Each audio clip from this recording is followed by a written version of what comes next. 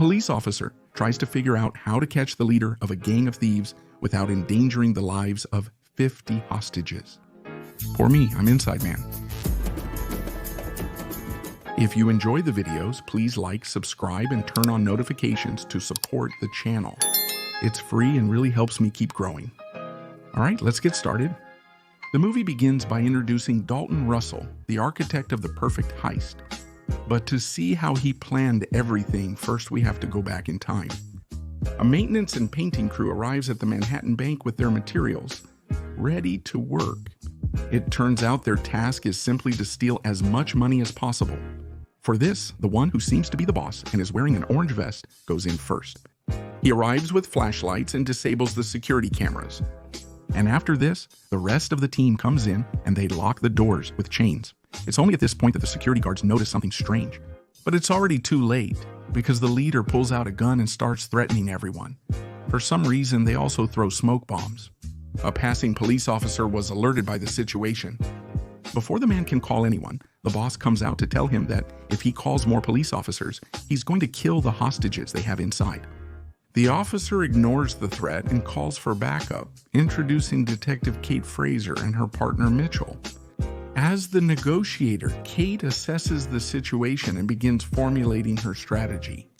Inside the bank, the robbers order the hostages to split into two groups, bank employees and regular people. They begin confiscating cell phones until a man named Hammond deceives them, claiming he left his phone at home. The leader decides to search the contacts on their cell phones for Hammond's number. Calling it reveals the phone is in his office.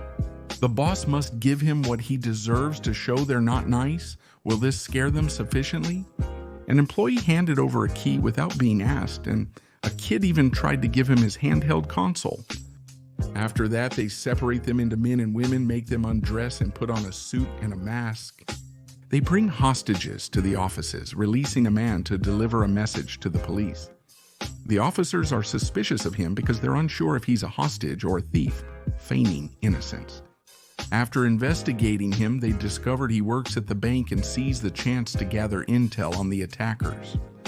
Meanwhile, Arthur Case, the owner of the bank, finds out about what's happening at one of his branches, and he calls a woman named Madeline to help him with something very confidential. It turns out he has a safety deposit box, and inside he keeps family heirlooms, or at least that's what he says. But Madeline realizes that if they were just objects, he would call other people. His visit to see her in person suggests there's something in his box that's only visible to him. In short, something must be kept secure for Arthur's sake. On the other hand, two thieves arrived at a warehouse and started moving the shelves so they could break through the wall. Although we don't know why they're doing this yet, the thieves release another hostage, and this time it's an Indian man who had a box hanging from his neck. The box contains a message demanding a private plane by 9 anti-meridium or else. One person will be killed each passing hour. While reading the message and planning their next steps, Arthur arrives to help, but being useless in this situation, they ask him to go. The next request from the robbers is food, since not only do they have to eat, but also they're 50 hostages. The police send the hostage takers pizzas with hidden microphones. During the delivery, Fraser speaks with the leader for the first time. The police start listening through the microphones in the pizzas, and they hear a conversation in Russian. When they call a specialist, it's revealed to be another language. Since they don't have time to waste, they play the audio on one of the speakers, so that everyone and all the journalists surrounding the place can listen to it and identify the language or translate it. That way, they find a worker who is able to recognize the language, although in the end, inside the bank, we see that the robbers pretend to be part of the hostages, while at the same time they keep digging in a storage room. And while everyone else is mistreated and kept blindfolded, the boy is taken to a vault full of money. And there, he tries to show him that nothing will happen to him and that soon he'll be able to go back home. Afterward, he leaves the boy with his father, revealing the leader to be Dalton Russell. He, along with his partner, opens a safe and takes out an envelope with some papers. And even though there were also jewels there, they only take the envelope. Meanwhile, the police realize the audio was merely a recording of a president and disregard it. But then the mayor arrives with Madeline to tell the detective that from now on, she will also be working. Fraser doesn't really agree, but he has no other choice as they threatened his job. Still, now his biggest problem is that he has to deliver a plane to the thieves, and the deadline is getting closer and closer. They manage to talk to Dalton and agree that even though they won't send the plane for now, they can keep sending food. Unbeknownst to the officers, the attackers have another plan and have already created a hole in the previously seen warehouse. But for now, let's continue with Fraser, who gives Madeline some rules so she can talk to Dalton. And he, after finding out that she's not a police officer, asks her to talk in person. In the end, the police let her in for only 10 minutes. During this time, she offers him to turn himself in, and in exchange, they will give him $2 million and only a couple of years in prison. But clearly, Dalton isn't interested in that, since he knows she's there to look for the envelope that belongs to the bank owner. It turns out that Arthur built his entire company on deals with the Nazis, and if that comes to light, it would ruin the man's reputation. Besides, Dalton is very confident in his plan and knows exactly how to escape from there without any consequences. I'm going to walk out the door. Madeline returns to the police and relays their conversation, omitting Arthur's Nazi affiliation. Still, this doesn't help her because Fraser knows she's hiding something. The next thing she does is tell the leader that she has what he asked for ready.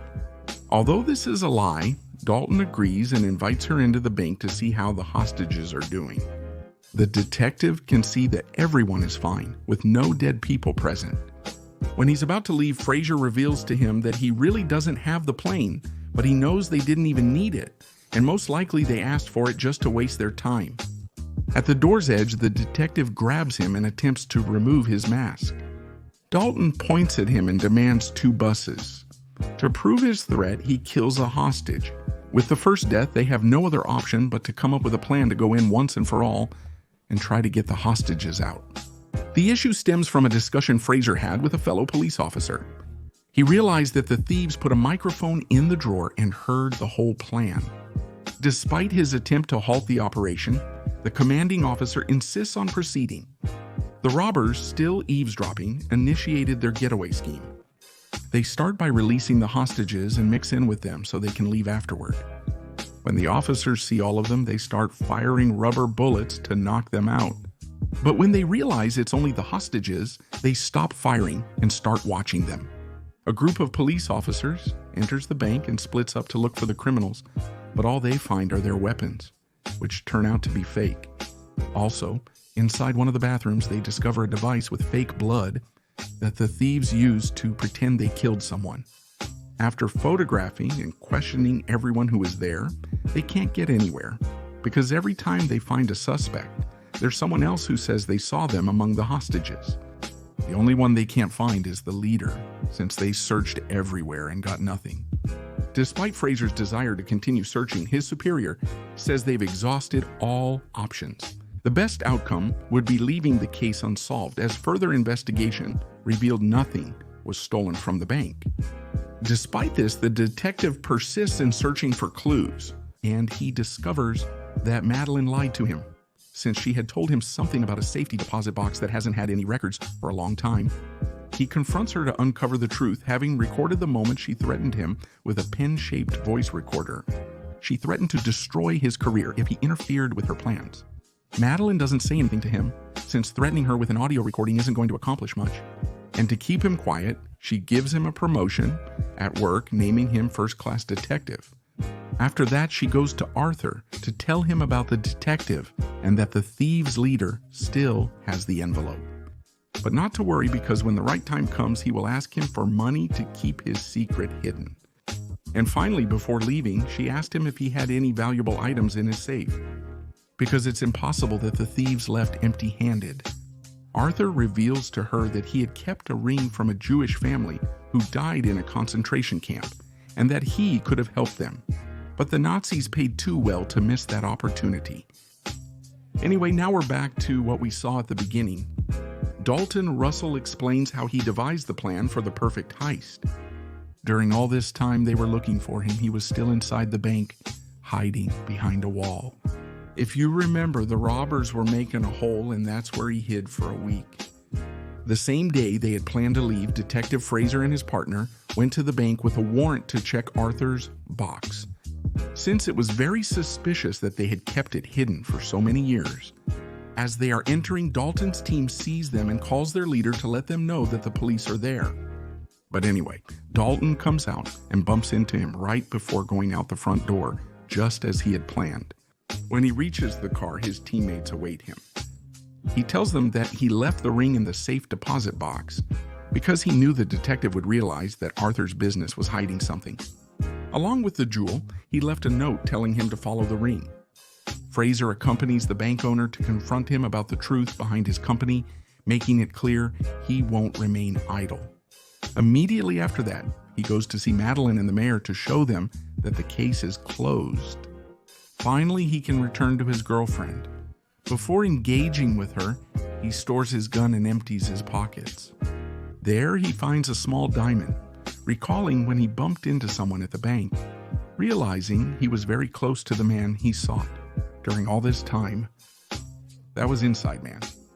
Don't forget to like, comment about which other movies you want to see on the channel, subscribe, and turn on the notification bell so you don't miss the next videos.